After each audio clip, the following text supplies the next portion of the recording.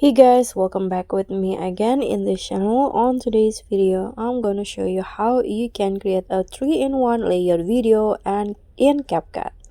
So start by clicking on your project and select the videos. In this case, I'm going to use 3 videos. Click on add. So I have 3 videos right here.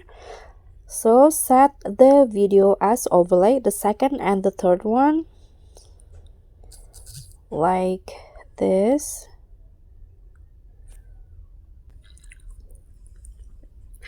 Okay, so after that, I'm going to crop or trim the duration so that it has the same duration of the videos like this. And next, what you need to do is now change the format of the video. So for the first one, I'm going to go to edit, crop, and change the format into 16:9. Okay, then put the clip at the top like this. Now for the second one, I'm going to change the format into 4:3 like this. Now for the last one,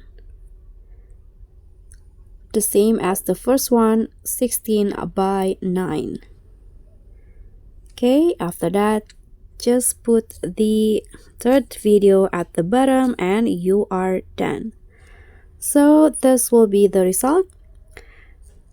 Thank you so much for watching, guys. Don't forget to like, comment, and subscribe, and also click on the thanks button below.